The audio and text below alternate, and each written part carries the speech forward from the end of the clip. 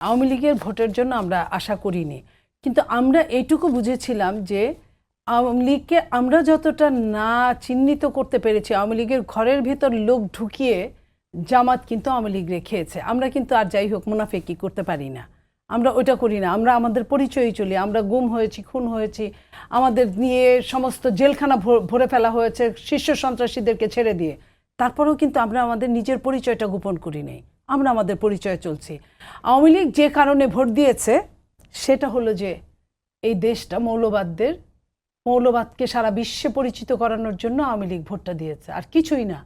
আর এই যে ডাকসু নির্বাচন, আমি আবারও বলছি, এটা একটা ক্লাস নির্বাচনের মতো। এটা ক্লাস, একটা হল নির্বাচন, একটা বিশ্ববিদ্যালয় নির্বাচন।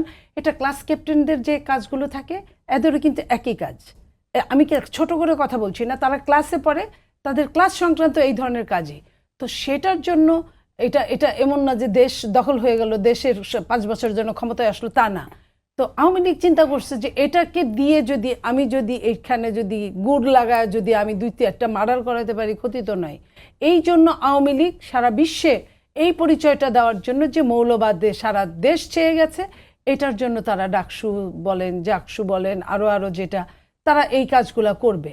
এটা তাদের ওই কাঁটা দিয়ে কাঁটা তোলার মতো এইটা করছে। আমি তারা ভালোবেসে যে করছে তা কিন্তু না। কিন্তু সামনে নির্বাচন, আমি একটু যুক্ত করি, সামনে জাতীয় নির্বাচন, এটি একটা আপনি যেমনটা বললেন একটা ক্লাস নির্বাচনের মতো।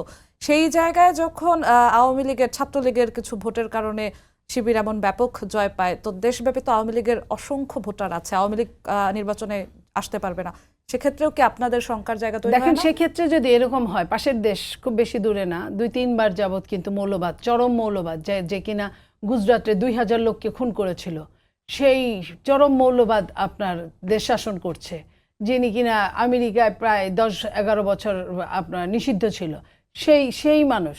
তো এটা অবাক হওয়ার কিছু থাকবে না যদি মৌলবাদের উত্থান হয়, যে আমি নিজেও ভালো থাকলাম না, কাউকে ভালো রাখলাম না। এটা হতে পারে যে নিজের নাক কাটিয়ে অপরের যাত্রা ভঙ্গ করা। বাঙালিদের চেয়ে এটা ভালো কেউ জানে না। এটা হচ্ছে বাঙালিদের সবচেয়ে বড় খাসিলত। সেই খাসিলত পূরণ করার জন্য যদি তারা করে যে আমি ভালো নাই, অতএব তুমি ভালো থাকবা, এটাও আমি চাই না, এটা হলে তারা করতে পারে।